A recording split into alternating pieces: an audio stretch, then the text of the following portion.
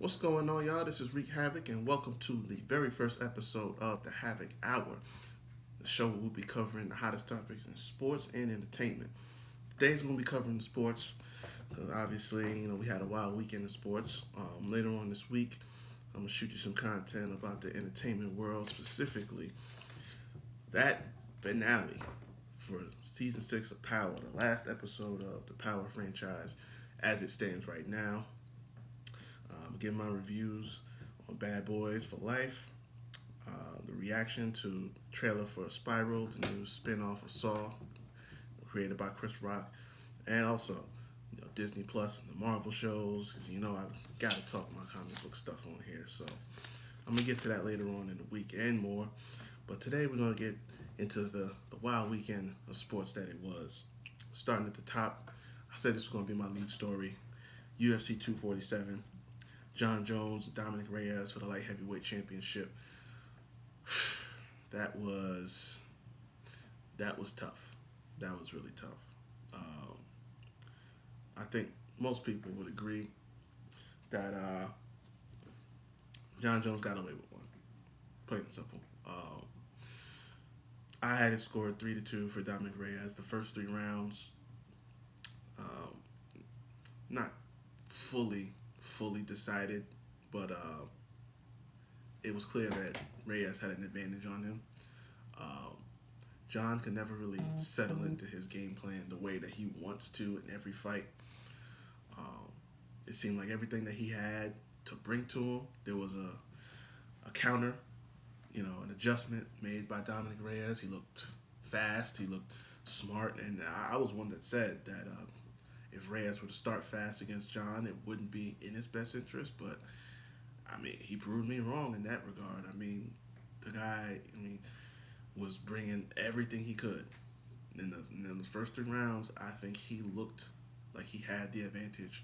And I know we all say that rounds 4 and 5, the championship rounds, are the ones that decided. Those are the ones that are most important. And if you win those, you win the fight. And obviously, John dominated in those fourth and fifth rounds because, all that momentum and all that stamina that Dominic had carried in those first 3 rounds, it started to dissipate a little bit. And John saw that, he took advantage, and he took over from there. Got the takedowns, looked like the aggressor, was moving forward, had Reyes backing up for the most part. But even then, I feel like it was just kind of catch up at that point. It was just, playing from behind, trying to throw some scores up at the last minute, and it made for a good fight because, round 3 was the one that's real shaky. The first 2, definitely Reyes. 3, I would say Reyes, but I could see where the dissension comes into it a little bit because it was so tight. The fight itself was so tight. I don't know why one judge had scored it 49-46. It was so much closer than that. 47-48 is decent. It's understandable. But 49-46, there was no that wide margin throughout the entire fight. It wasn't that wide whatsoever. But it's round 3 that really makes or breaks it. You got to go back. I've only seen it the first go around, and I said already I got to go back and I got to watch it again, with a clear mind, fresh eyes, because either way you look at it, it's one of those things where you're kind of a prisoner of the moment because, when you're first watching it, you get watch that live experience and there's the emotions in it all, you can say right off the bat that it's like, well, it went this way, no doubt. They should have turned it, the different favor for this fighter. I don't think he got it that way. Judges were wrong on this one. It reminded me a lot of Pacquiao and Mayweather, in the sense that in that feeling in that moment. You know what I'm saying? When I first watched it that day, it was like, well, they gave it a landslide to Mayweather, and I'm like, nah, man, it was closer than that. But again, I'm watching it live in that moment with all that emotion and that feeling because we finally get to see the fight that we want to see. when I went back and I watched that fight later on that year, I was like, man, Mayweather destroyed him. He made Pacquiao look, like a little boy at that point. He was swinging that air. So I think that's what we got to do in this situation because, you know, it was such a tight, close fight. And even with Valentina and Nunes a couple years ago, and I'm going to talk about her in a second too, um, that last fight that she had with Nunes was so tightly contested. And initially, first walkthrough, first time seeing it, it was like, oh, Amanda won that, no question. And Valentina was like, how'd you come to that decision? And there was a lot of controversy. When I went back and watched it again recently on ESPN Plus, I saw the fight and I'm like, wait a minute. Valentina had two solid rounds. The thing was, there was no drop off. There was no, you know, dissension in the rounds or anything like that. There was no, wide range of, who was winning or who was the victor or who was advantage. It was like Amanda, typically knocks people down quickly with her power. She hurts people. Valentina is dominant. She doesn't necessarily knock people out all the time. She has knockout power, but she's a complete fighter. She's got the full range, and in her fight with Amanda, it's like Amanda's power wasn't really phasing her like it does most fighters. She was taking it and going. So they were trading back and forth for 5 rounds, and I looked and I said, you know what? I could make a case for Amanda winning, or Valentina winning that fight. I can see why she said, it could have went the other way, and that's a similar situation with this. If they had said 3-2 for Reyes, I couldn't have argued with it because I was of the mindset they were gonna give him the belt. I really thought that John had lost that fight. If they said split decision, either which way, I would understand. I'm certainly not saying that Reyes ran away with it. I just think he edged John early enough that rounds 4 and 5 will make it tight, but it would still fall in his favor that way. Ultimately, it's we're not judges. We just spectate. We watch the fights. I will say that either which way, win or lose, Dominic Reyes emerges out of this fight as a true star in the 205-pound division. Outside of John, he is the guy to beat. Plain and simple. Like, there's no questions about it. I mean, light heavyweight hasn't been nearly as deep as it has been in years past. And you got your stars here and there. You got your Corey Andersons and Johnny Walker, kind of, sort of. Even though he got starched already. But it hasn't been quite the same, in years past. But without a doubt, Reyes has stood apart from everyone else in that division.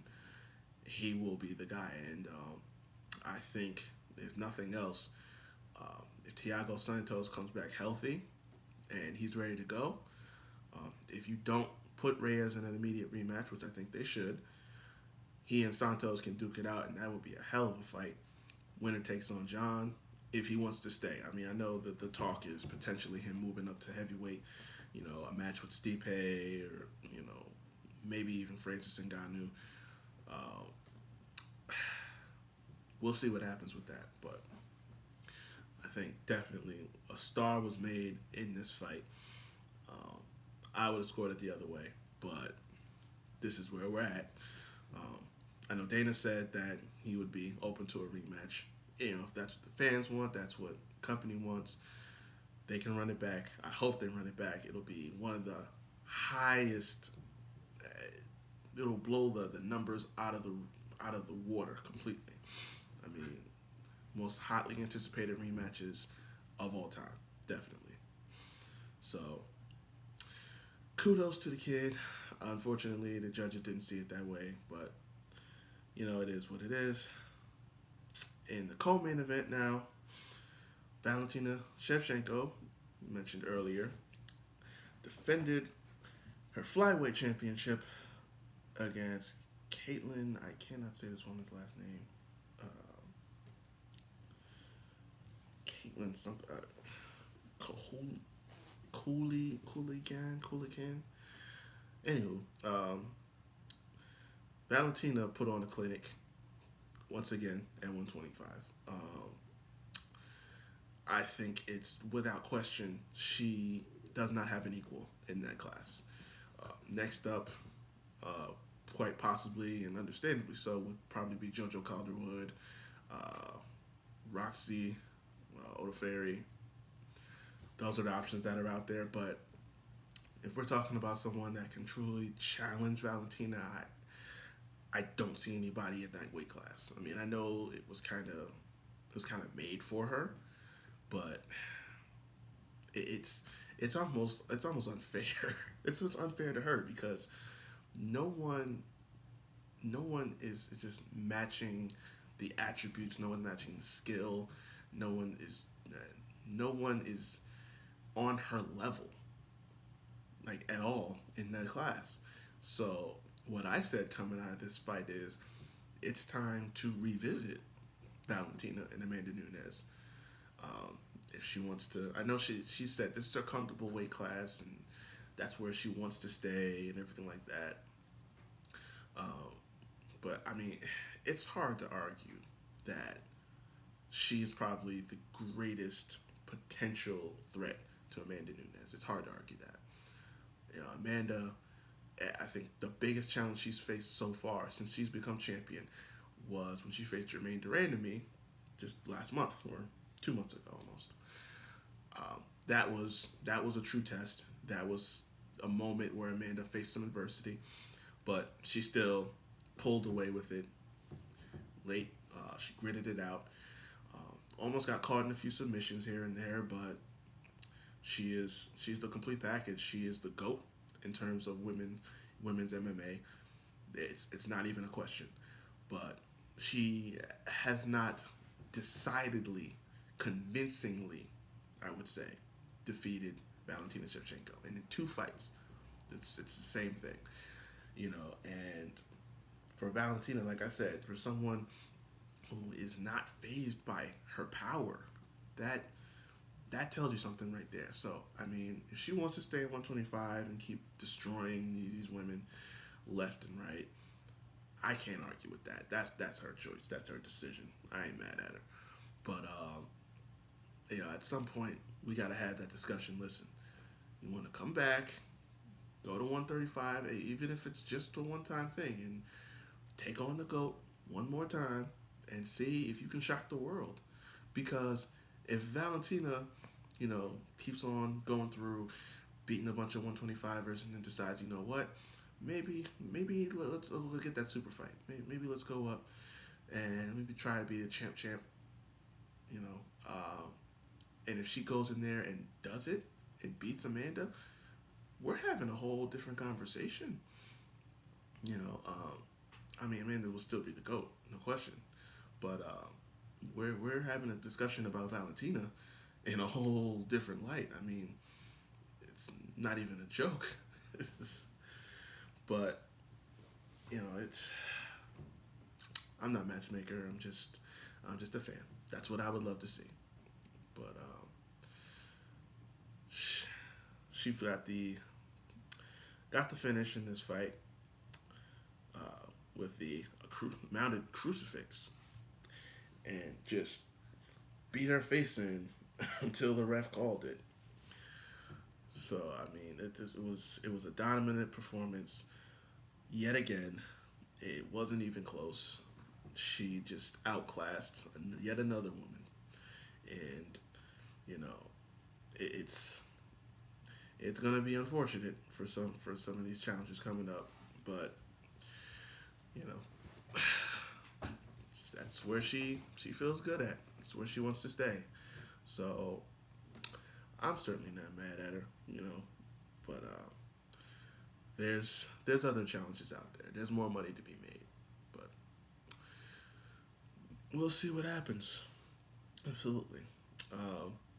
It was a great event. It wasn't It wasn't the one match card that I thought it would be. It was a pretty decent fight. Uh, some nice fights on the card there. Now, next up is UFC 248 next month, where the last style bender Israel Adesanya will take on Yoel Romero for the middleweight championship, as well as Zhang Weili will defend the strawweight championship against Joanna Jędrzejczyk. That that is going to be hot. That is truly going to be hot. Uh, Joanna is coming off of a loss to Valentina for the first flyweight championship fight.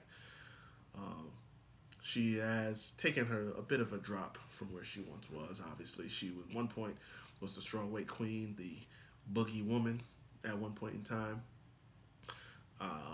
and absolutely one of the best fighters, hands down, within the UFC. Period.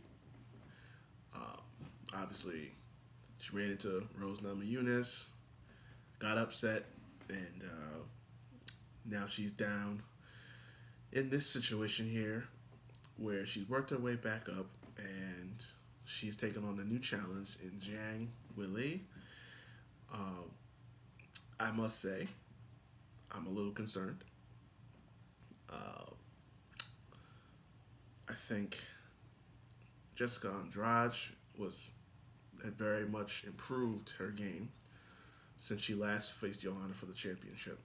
She beat Rose Namajunas in a shocking turn of events in the second round of their championship fight. Took the belt from her, slammed her down on her head, and was a terrifying twist. And then went against Zhang Weili and was dominated. And that's putting it lightly. She was absolutely mauled by this woman. Uh, I haven't seen a lot of Zhang personally. I need to look up on a little bit more about that, but she is definitely looking like a monster at this in this weight class. I would definitely say that for Johanna, this is going to test her in some different ways. Um, I said at one point when she was the champion, and about 5-6 years ago, she was the very best striker in all of UFC. Like that was where I stood with it. She was, in my opinion, the best striker in all of the UFC, hands down. And now she's going up against someone who's has some real power. Real, like it's it's a scary situation, a very scary situation indeed. So for me, I'm just like, listen, man. I love Johanna. I love her game, her style. She is a tremendous fighter, and the aura that she brings, that mental warfare she loves to play with her opponents. It's masterclass. It's reminiscent of guys like Ali and back in the day, and Tyson. That makes her a better fighter altogether. But when you talk about this fight here, uh, this is I'm a little concerned. I'm not gonna lie. I won't say for sure that she's in trouble, that she can't win this one, but I'm a little worried. I'm not gonna lie. I think this chick could potentially hurt her. So I'll give my predictions about that going forward, and also Yoel, obviously, in Israel. This is going to be. I think this will be Izzy's greatest test. We thought Whitaker would present a better challenge to him. He dusted him rather quickly. Um, but Yoel Romero is the guy that nobody in middleweight wants to fight at all, and there's a very good reason for that. So we're gonna get into that going forward. Well, I'll give my predictions and all that later down the line, but that's going to be huge next month. UFC 248. Y'all check that out. All right, 10 minutes left. Let's get into some football really quick. The XFL started this weekend. not much I can say about that. It's the bridge in between, the NFL ending and MLB season starting off. It's only going to last from now until April. Basically, it's an alternative for the professional football fans out there. A lot of guys coming out of college that don't get drafted, or arena guys coming over from there or CFL, they all kind of get the chance to get back in the pro style environment. Um, it's real innovative and it's different. They opt for more action and less breaks time and commercials and less penalties. It's not what it was back in the day about 20 years ago when Vince tried to start it up, where it's just that hardcore NFL street type stuff. No, it's still football. It's still structured. It's just more action and less time in between. And also, they have this thing with their scoring. Gone are the kicking the extra point attempts and stuff like that. You can go for one, you can go for two, you can go for three, depending on what yard line.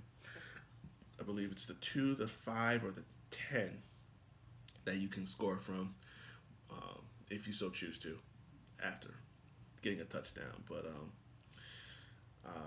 it looks pretty good. I'm not gonna lie to you. A lot of these guys, it's a good environment to showcase some of their talents. To guys that are trying to get back into the league sometime next season and beyond. Some favorites, some guys like Cardale Jones, my man that won the Ohio State Championship a couple years ago. Landry Jones. A lot of guys that we loved in college, but didn't quite have the shape that they wanted in the NFL. It's a good weekend for that. Now, in the NFL, naturally, Super Bowl weekend was about 2 weeks ago now. Kansas City has beaten the San Francisco 49ers. They are the Super Bowl champions. And Kyle Shanahan blew another lead in the Super Bowl. That's the big takeaway from that, truthfully.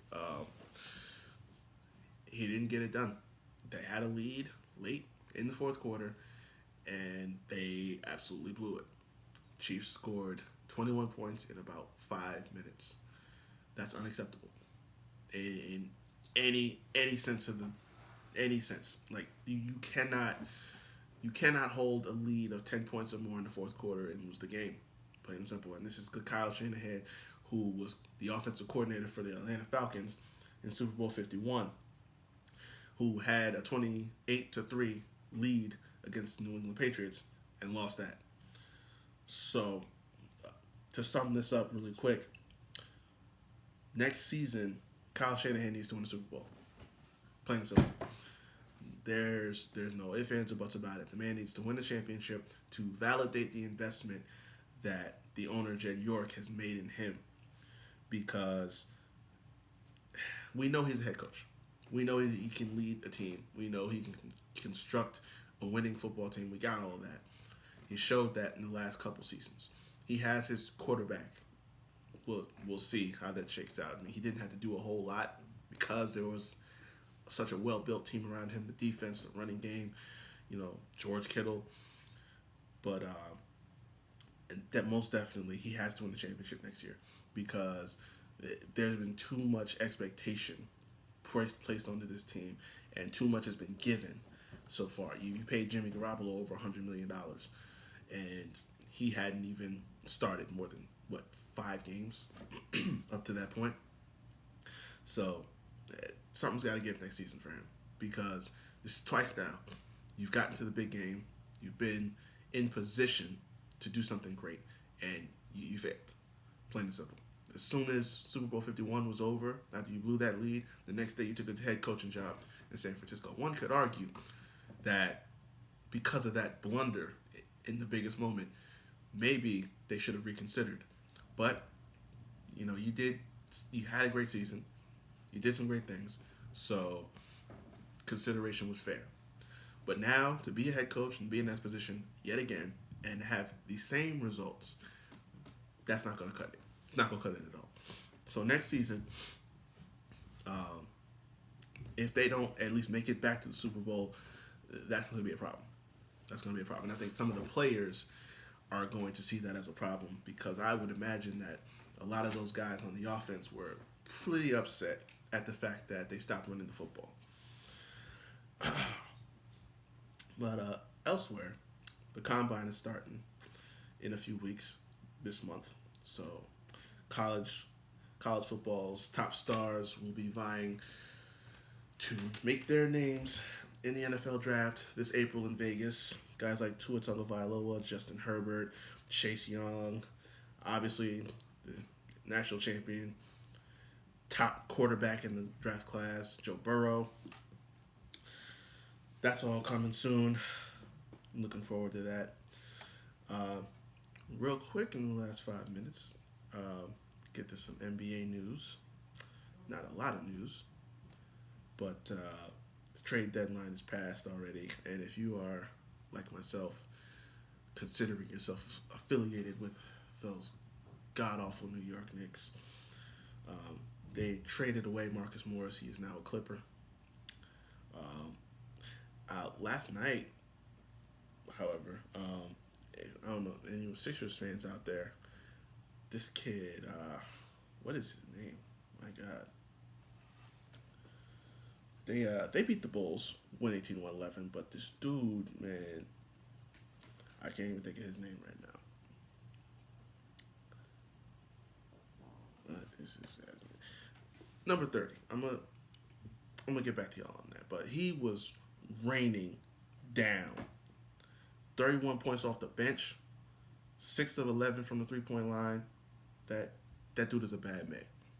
And the Sixers need somebody to stand out big because Embiid and Simmons are a great tandem, but no one has really set themselves apart as the guy leading this team.